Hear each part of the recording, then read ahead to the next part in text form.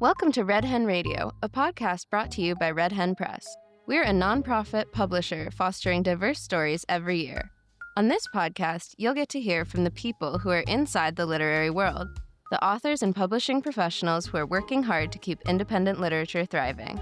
Stay with us as we introduce you to today's segment. Hello, dear listeners, and welcome to Red Hen Radio. I'm Monica Fernandez, Media Director at Red Hen, and I'm here with some incredible guests to celebrate Filipino Heritage Month. Joining me today are Jhoanna Belfer, founder and owner of Bel Canto Books in Long Beach, and E.P. Tuazon, author of the Grace Paley Award-winning short story collection, A Professional Lola, and the forthcoming Kain Tayo coming in 2027. Thank you both for being here. Let's start with a little bit of an introduction. How about you guys tell the listeners a little bit about yourselves and how you're involved in the literary community? Well, I own a bookstore with actually 3 locations in Long Beach, California. We started as a pop-up in 2018 while I was still working in the hospitality field, and now are happy to be in multiple locations in the city, just bringing great books to the community. Amazing. Yeah, I saw on your website that you had 3 locations, and I was like, oh, that's awesome. They're very tiny. I also saw that you kind of started just before the pandemic. I have another question for you about that, so we'll talk about that soon. EP, how about you? I'm EP Tuazon, and I'm just happy to be here. I'm a writer. I write primarily short stories. I do delve into other things. I'm starstruck to be here. It's so great to have you both here. I know both of you actually worked together before on some events over down in Long Beach, so I'm excited to hear a little bit about that. We're here to celebrate Filipino American Heritage Month. So how important is this month to you, and do you do anything to celebrate? Well, we definitely do something to celebrate, especially this year. We are hosting our Liwanag Lit Fest again, which will be October 25th at the Michelle Obama Library in Long Beach. And we're really excited to be inviting a whole host of Filipinx authors, illustrators, vendors, community organizers to celebrate Filipino history and the very diverse range of storytelling that we are so lucky to have in the Southern California and beyond area. I love that. And I've heard of Liwanag Fest, and so I'm super excited to, you said October 25th. Saturday, October 25th. EP, do you do anything to celebrate? I go to Liwanag. Last year, I was lucky to be invited to the International Filipino American Book Festival or Literary Festival. I got to meet a lot of the community there, which was such a great experience to meet other people like myself who are trying to write stories about our culture, especially here in the United States. I do a lot of promoting other Filipino American writers and educating people about Filipino American history. I write zines, so I try to do little zines for it too. They are awesome, by the way. I know. They're so cool. I love them. Amazing. I was so excited for you to be invited to the International Filipino Writer Festival. They're having another one. It's every 2 years, right? So I think the next one's next year. So excited for that. As of the 2020 census, there were 4.4 million Filipino Americans in the country, and we make up the 3rd largest population of Asian Americans. And yet there's still a significant lack of Filipino representation all across media forms. Are there any particular authors, artists, actors, or musicians whose work you feel is underappreciated and deserves more attention? A lot of our contemporaries who deserve a lot of mainstream audiences, as much as all the other Asian American writers that have been there for a long time, like Jessica Hagedorn. We don't talk about Carlos Bulosan enough, I think. Even the popular ones right now, like Mia Mansala, we need to promote her more. Randy Ribai is pretty big with the YA scene. And there's some prolific writers right now, popular writers who write middle grade or kids' books. Tracy Badwa. I can't name one book, but she's written so many. There are so many Filipinos and also a lot of Filipinos of mixed race. And so I think that that's partly why maybe they kind of go under the radar, because I think there's lots of people that we don't realize that they're actually Filipino. When you find out someone is Filipino, it's like, oh, wow, I didn't know that. because of the story of colonization in the Philippines, and a lot of Filipinos have Spanish last names. We run the rainbow of colors and looks. One of the things that's been great with having a space in Kubo LB, which is a Filipinx creative collective in Long Beach, every first Friday, everybody in the community comes out because we have a big festival, and we've become kind of a hub for the Filipino community. And it's just fun to see a wide range of what Filipinos look like. I think that that's part of why we sometimes get overlooked, because people don't realize, like, oh, that person's actually Filipino, because they just assume if you have a Latino last name that you must be Latino. Right. Like my nieces are half Filipino and half Latina, and almost no one ever recognizes that they're Filipino unless they're with like their Filipino family. And then they're like, oh, I see now. And Filipinos get so excited to see representation. Anywhere. Oh my God. I mean, the first thing, Rufio, Yes. seeing Rufio and Hook was such a big thing for me as a kid because I've never seen Filipinos anywhere else. Yeah. Other than La Bamba. But he's not playing a Filipino there. But anybody recognizing the response of seeing Ned's Lola in Spider-Man No Way Home, the theater went crazy just for the Lola, and like people recognizing that they're Filipino made me proud too. Just to think about like, hey, people know about us or we're there, characters in stories. And I love to see that when people read our stories too, when they pick up our books and see themselves in our characters, which is, I think that's a special feeling that not every writer kind of gets. Filipinos seeing some sort of representation everywhere. I saw a funny meme yesterday about IKEA and somebody sees like a shelf called Pangit. And it's like, oh, Filipino. But what did that shelf have? I don't know. I think it's a Swedish. Oh, okay. Okay. For those who don't know, Pangit in Tagalog means like ugly. Yeah. And so if there was a shelf in IKEA with that's really funny to us. Good-looking shelf. So Netflix just released a show called I Love Filipino. It is 5 episodes, just kind of exploring the entire Filipino culture from architecture to cuisine and art. I'm so excited to watch it. It's obviously on my list, but yeah, I love seeing, as you said, EP Filipino representation anywhere is always just so exciting. Darren Criss just won the Tony Award for Maybe Happy Ending. He's I think the first Asian American to win the Best Actor Tony Award. He's half Filipino.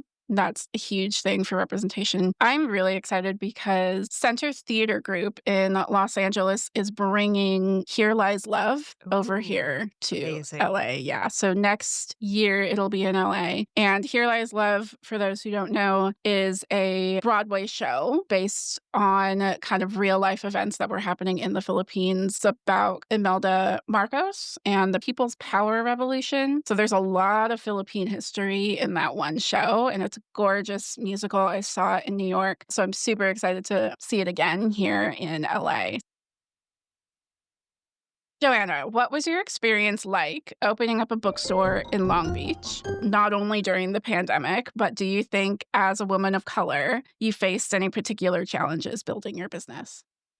Absolutely. I didn't come from a family of entrepreneurs. Rather, I should say, I didn't come from a family of entrepreneurs that I had firsthand experience with. My father did have a camera shop in the Philippines, but, by the time we moved here, he moved into other fields. And my parents and pretty much everyone in my immediate family has always worked for somebody else. So the idea of quitting my good paying job with benefits was very daunting. And my family was like, what are you doing? I had gotten to a point in my career where I thought okay, this is as far as I'm probably going to go. And I still have hopefully a lot of life left. And is this what I want my legacy to be? I decided no. And I thought that I was in a comfortable position in life and this would be a good opportunity to try to change things and just try it and see what happened. And so in the summer of 2017, I started to look into what it takes to open a bookstore. Went to a bookstore boot camp actually and got to talk to 20 other people who were trying to do the same thing across the country. And so in 2018, I started to actually do pop-ups. And I started very small because, as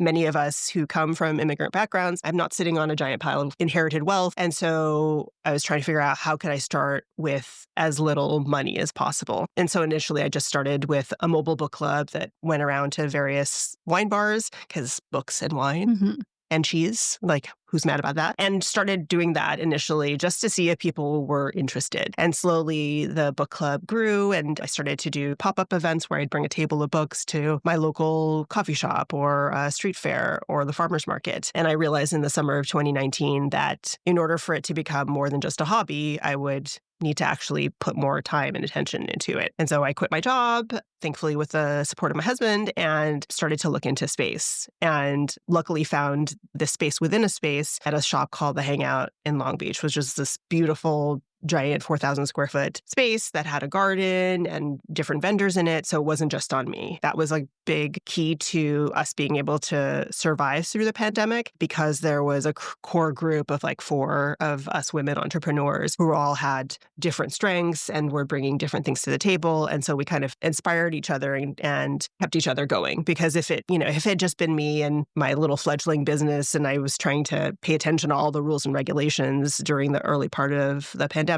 I know I would have given up, because it just was daunting to see how many different things kept changing every day, and just the idea of like, oh, I just have to keep reinventing myself. But because we had this group, like we could bounce ideas off of each other, we actually did really well, during the first part of the pandemic, because as everyone probably remembers, people were looking for things to do that were not like going into the office. So there was a big renaissance into reading. And so that's kind of was our big break. And in terms of like being a woman of color in the business, it's bookselling and writing, I think, is still very much a white-dominated field. And so it's been really important for me to seek out other booksellers, other authors of color, to share our experiences and to talk about the things that we face in particular, and just to draw on the support and being able to see like, oh my God, here's somebody like EP who's doing so well, and his book is like being reprinted multiple times, which, is not, you don't typically see in a small press book for a book of Filipino stories. But it's been so inspiring to see other people having success, and that helps me to feel fueled up to keep going.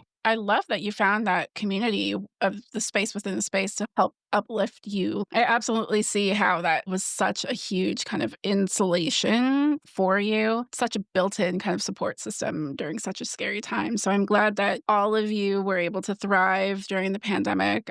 You're right, the book sales shot up during the pandemic, probably one of Red Hen's more successful years, which was pretty surprising, but also really reassuring.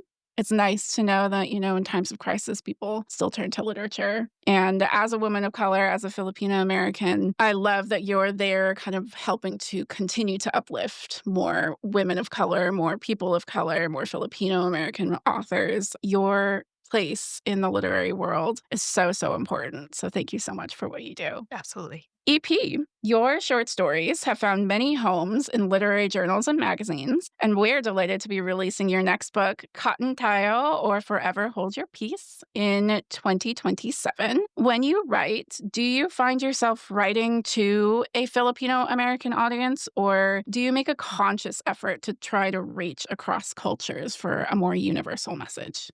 Well, as a writer, I initially feel very isolated. And I think writing about my culture helps me feel more connected to people, especially writing about my culture. When I think of a story, I don't think about making anybody Filipino American or writing about the culture. I try to write a good story. And I think that's just the start. It just so happens my stories have Filipino Americans in them. And I love writing about my culture, which is good for me, I guess. But there's so many things to explore about Filipino culture, especially Filipino American culture. There's such a dichotomy to it. It's so different to the culture, even in the Philippines. It's so different from other Filipino Americans' experiences and cultures. There's so many stories there.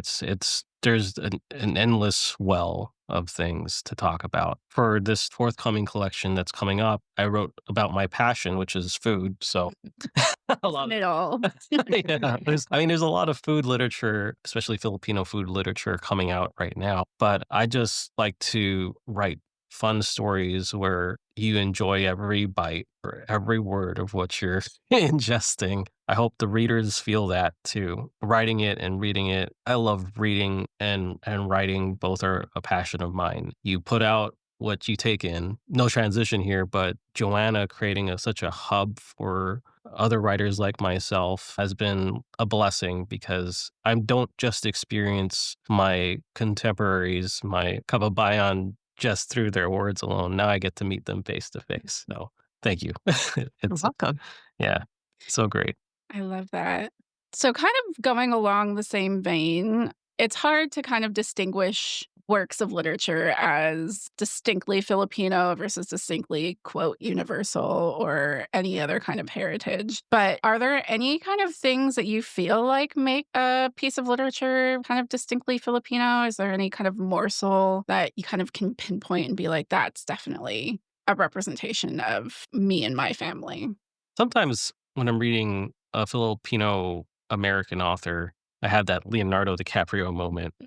Points at the screen. That's Filipino. That's my family, or that's my uncle. I get a lot of reviews like that from people who've read my work who say like, "Oh, my uncle is just like that," or "I saw my relatives in your story," or "Did you spy on me?"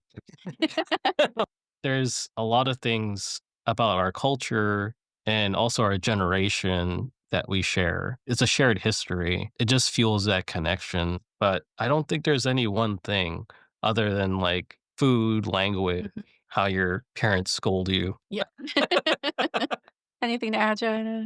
Yeah, I would totally agree with everything that the EP has said. I'm also thinking I just recently finished Randy Ribey's Everything We Never Had. That book is 4 generations of the same family, focused on the men of the family. And one of the themes that I feel like is very resonant in that book is this idea of utang ng loob, so like a debt of the soul. Growing up Filipino in Southern California, for me, I felt very much like American outside of my family home, but I was very Filipino inside of my home. And I still understand Tagalog, but I never really learned to speak it very well. My parents very much wanted us to become Americans and to assimilate and to immerse ourselves in like the US, for our protection. And so I didn't grow up with like as much of a sense of Filipino history, the politics. I just had like the food, being Catholic, and my family's culture. But that sense of indebtedness and trying to do your best for others, I think is very much a thing that I have both embraced but also struggled with. It's 2 sides of the same coin, so to speak. Like it can bring you a lot of strength and closeness with your family or whoever it is that you're like indebted to. But at the same time, it's still a debt. And if that relationship is difficult or one-sided in any way, it feels like something that you don't want to have and that you want to reject. And so I think that's one of the things that I've seen in a lot of stories.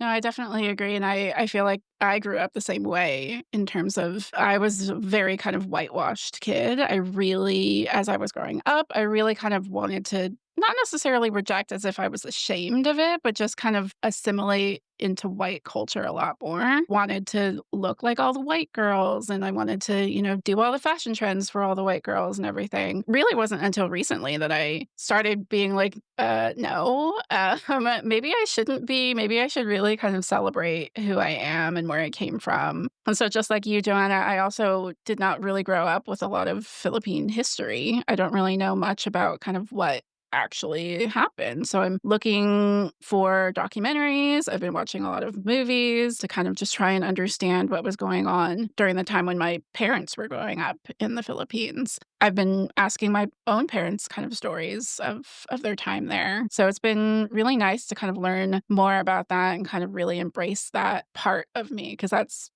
really so much of who I am. And then in terms of literature, I definitely agree with everything you're saying. I literally just finished listening to the audiobook for Arsenic and Adobo, which is such a great audiobook. And I wanted to read the book, but I also really wanted to listen to the audiobook to see how the narrator would approach, all of the Filipino Tagalog stuff and just all of the accents and everything. Have either of you listened to the audiobook? It's so good. So the narrator really has a knack for perfecting that kind of accent for older titas and the lolas and all of that stuff. So I highly recommend that for anybody who kind of wants to immerse themselves in listening to a Filipino story. The library, the LA County Library System, only has, I think, like 1 copy of the second book. So I have a 12-week wait. Oh, no. We invite you to Red Hen's annual benefit gala for an exciting evening event filled with readings, a live auction, and a chance to meet Red Hen Press authors and members of the literary community. We hope you can join us in celebrating our 31st year on Sunday, October 26th. For more information, visit redhen.org/events/benefit or find the link in our show notes. So we're moving on to family. Filipinos are all about family and community. How has community helped you in celebrating your Filipino heritage and your place in the literary world? I was touching upon this a little bit. Joanna has created such a great hub for all of us to meet and all of us to celebrate each other. I think when I came out with this book, I didn't know how much people would connect with it until it came out and people started reading it. And I started getting emails nonstop just of people who have shared experience, meeting other writers that I've only read their work of and talking with them, and us having similar issues with the process and similar issues with publishing and similar issues with getting our stories out there. It's like a shared, I don't want to say struggle, but shared triumph, I think, especially now. We empower each other. I don't ever think I'm competing with anybody in the Filipino American community. I feel like we're all in it together right now. I love that. I mean, it's been such a privilege to have the bookstore and to be able to invite people into the community. That's fulfilling for me because that's my, like I come to this as a book lover. I have always been a big reader. I love going to author events like just on my own in various places that I've always lived in. And for me, that's the most special thing to be able to hear, obviously, an author that you love, but then also like authors you know nothing about. And then you see them in person and you're like, oh, wow, I didn't know that about them. Or that's such a cool story, or they just seem like a great person that I really want to follow their work now. And, thinking about the writing life, obviously you are by yourself in your room or wherever, like typing away. And that's been so special to be able to see authors get to see each other in person. And with these festivals that we've been hosting, getting together like this, big range of children's book authors and middle grade and teen and adult authors all under one room. And when folks are able to spend time and hang out and hear each other, it's just really fun. And, I'm like a total nerd. Like I just like want to sit there and spy on their conversation. And it just makes me so happy to be able to see that. I feel like the community of readers in Long Beach and Southern California in general is so hungry for this kind of camaraderie and to be able to see these authors that they love in person. It's really exciting to be able to be part of that. I had such a great experience at Kubo one time. It was with the Canadian contingent. Yeah. Filipino Canadian. Yeah, the Filipino Canadians, they're amazing. We met at the International Book Festival, but then they did a event again at Kubo, and I went to go see them, and I just love all of them. They're so great, and I would have never known anything about Filipino Canadians not through them and their writing. Hold on, I need to shout out one. Generally Austria Bonifacio, Reuniting with Strangers, and it's a novel, but it's actually connected short stories, but it's so good. I would highly recommend that book. It says so much about Filipino Canadian culture and how the experiences are so much different than the Filipino American experience and even the Filipino experience. I mean, I've never heard a Filipino speak French and just so I met them, which is scary. I've never seen that before. I'd love to see that. That sounds so cool. Breaking a little bit away from literature and kind of just diving into how we grew up. Are there any stories, myths, or traditions from your family that you hold near and dear to your heart? All of our traditions in our family are around food. Yeah. And especially like the holidays. My mom makes suman every year, which is, I think some people call it like the Filipino burrito, but it's not a burrito.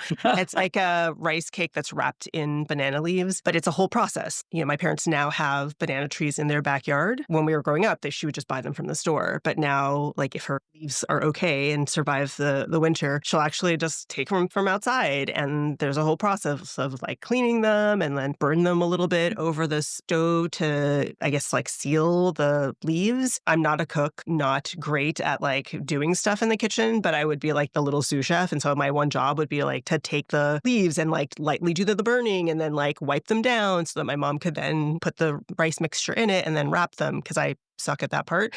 And such fond memories of doing that. And my parents have all these like food traditions that they have inherited from their family that I hope that we are able to hold on to as the generations continue. So it's like really tied to the seasons and especially the holidays for us. My parents grew up in the province, so we have a lot of food traditions from the province that they're from. My favorite one is just making bilo bilo every Christmas Eve. I remember, like, as a kid, staying up all night with my mom and my Lola, and we'd just be rolling mochiko, and then leaving them all around the house to dry until the morning, and we make the bilo. If you're not familiar with bilo, it's basically a dessert stew. Mochiko, tapioca boba balls, basically, fruit, ube, mango, all that stuff, all that good stuff. I never liked the fruit in my bilo. So now when I'm older, I don't make it with any fruit. I just do it the way you want. Yeah, exactly. You could do it the way you want. I just put the bilo balls and the tapioca balls, and that's it. The base is coconut milk. So just that's it. Oh, sugar, lots of sugar. Yeah. You got it. But besides the food traditions, my favorite, it's kind of morbid, my favorite tradition is pagpag. When you go to a funeral, you don't go home right away so that the spirits like get off your back, basically. You're basically tricking them to go to like McDonald's or Rite Aids so they don't follow you home. But yeah, I don't know why I like that tradition so much. I mean, you're kind of like ditching the ghost, but It's so unique, though. It's so unique to you and your family and how you grew up. Yeah, just like both of you, all of my traditions, anything that I kind of think about is tied to food. Our biggest tradition is really kind of around like Christmas or New Year's. We kind of alternate, but we always get chicken relleno, which is, for those of you who don't know, it is stuffed chicken. It's crazy how they do it. I want to know how they do it because they hollow out the chicken and then they kind of stuff it with, is it like pork or beef? What is it? I'm not sure. I have no idea. yeah, it's usually like ground pork.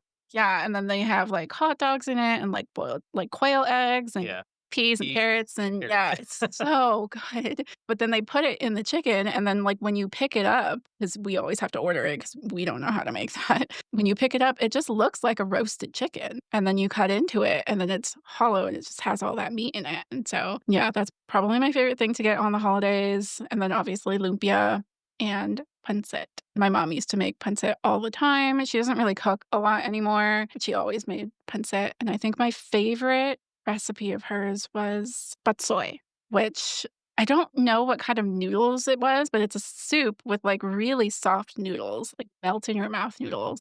She makes it maybe once in a while. So if I ever ask her. Yeah, my mom loves to make pancit for birthdays, but whenever it's my brother's birthday, we always just get palabok. Where do you think Filipino representation in mainstream media is heading? Now that we're getting a lot more representation, you're definitely seeing a lot more with Ned's Lola and Spider-Man, a lot more Filipino representation in mainstream media. So where do you think that's going now?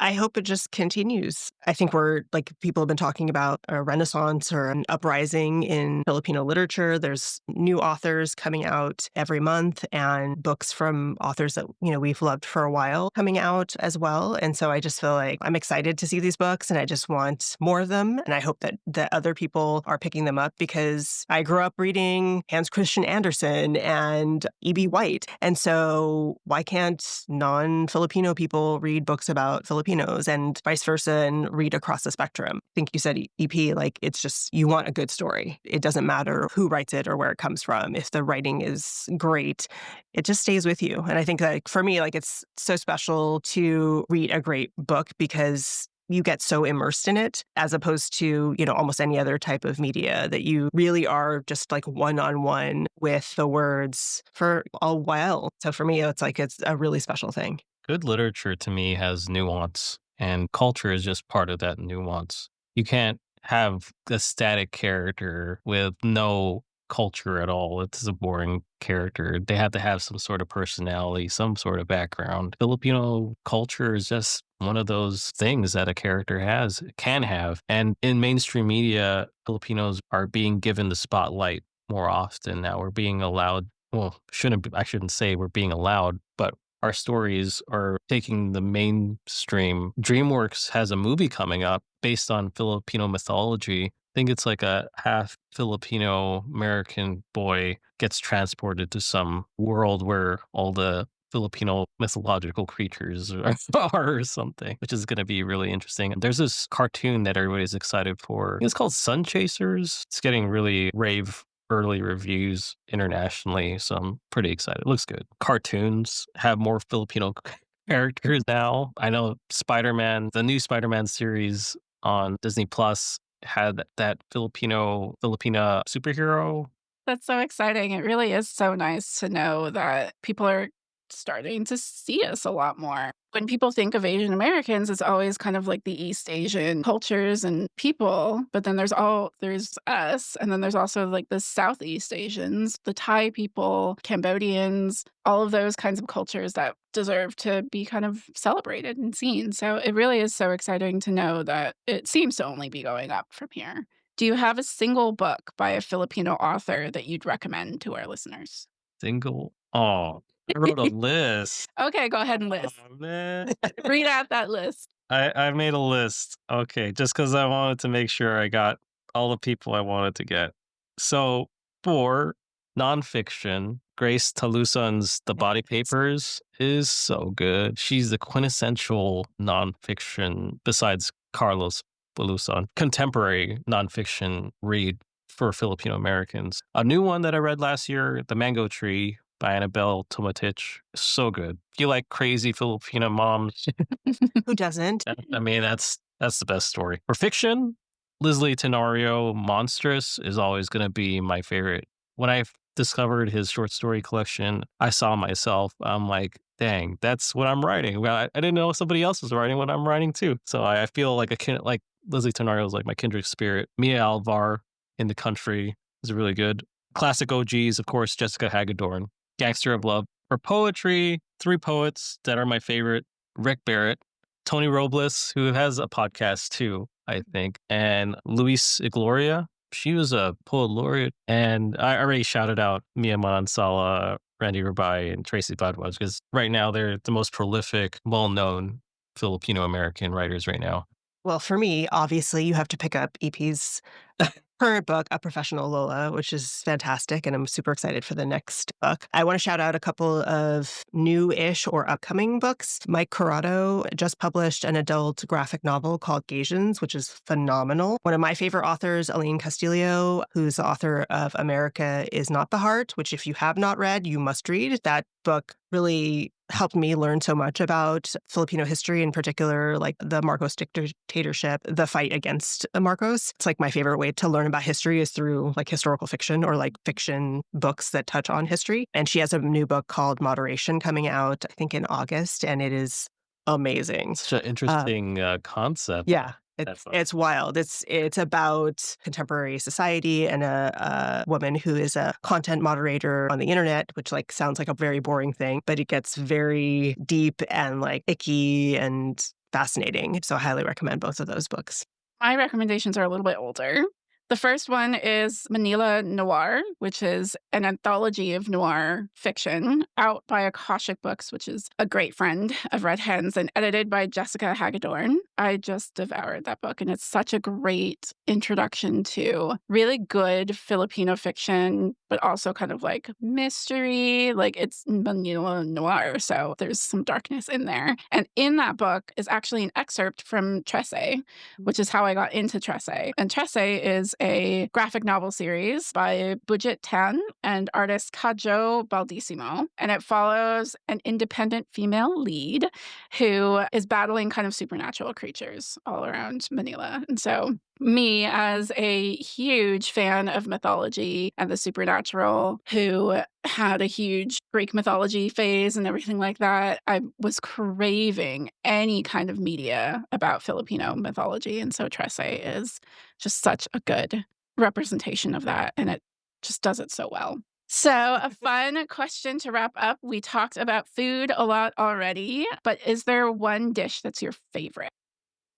I think for me, it's very much the season and like my mood. But in terms of like when we go out to eat, which honestly, like we don't eat Filipino food out that often because I've been talking about this with my friends. And I think one of the things that does make Filipino food different is that it's so dependent on like what area of the Philippines you're from and like your parents cooking, because they, you could have adobo, which is like maybe the signature Filipino dish, but it comes out in so many different iterations depending on where you're from. So I loved adobo. That's like one of my favorite things. But also like in the winter, sinigang, which is like a sweet sour tamarind soup, was so good. For me, any season, caldereta, beef stew, my favorite. I can eat it when it's hot. I could eat it when it's cold. I could eat it in the morning. I could eat it at night. For dessert, it's got to be bilo. Mm-hmm. Just simple bilo without the fruit. There's one thing that I could eat forever and ever, and that's turon. Oh, yeah. Oh. Yeah. Turon. But do you like it with like the coating on top? Yes. Okay. Interesting. Yes. Do you? No. No? Because I'm also like, my mom never made it with a lot of places, especially if you go to like a restaurant to buy it from, because I think it's like a little bit more like elevated banana egg roll, but then they put this like sticky sugar coating on top. And my mom never made it that way. So to me, it's like too sweet and too sticky. That makes sense. Yeah. My mom used to make them a lot. She didn't Jackfruit?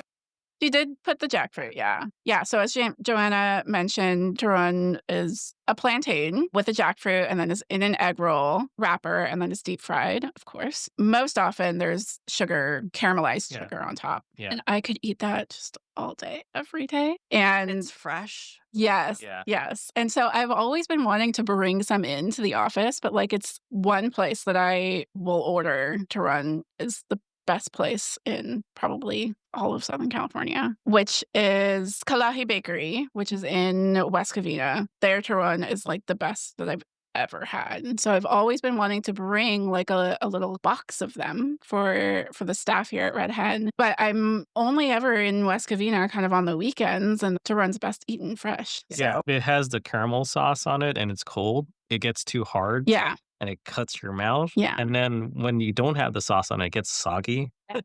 Yeah. It's a very delicate thing. So if anybody has any Filipino restaurants or anything like that that sell turon, just go out and get some right now. You got to try it. Yeah.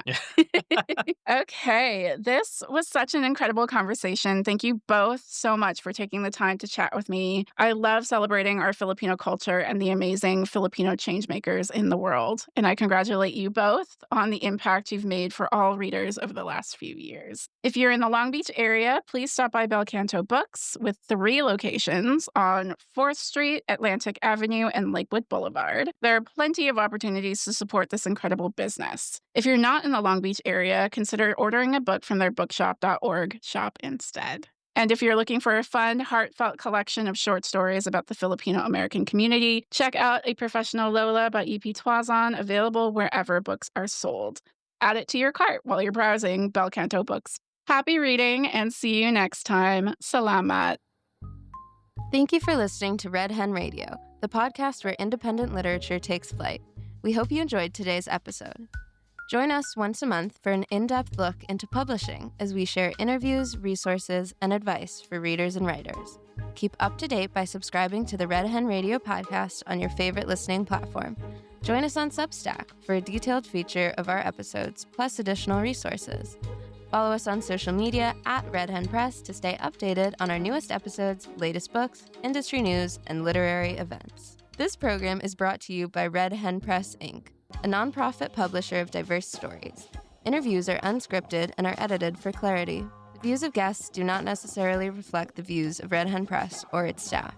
Special thank you to our supporters who have generously contributed to the making of this podcast. We couldn't do this without you. Thank you as well to our Red Hen podcasting team, Samantha Diaz on media and marketing, Piper Gorley on sound editing, and Kate Gale and Toby Harper-Petrie on the mic. Tremendous thank yous to our special guests for their generosity of time and wisdom. For more information, find us at redhenpress.com. In the meantime, keep reading, keep writing, and keep dreaming. Talk to you soon.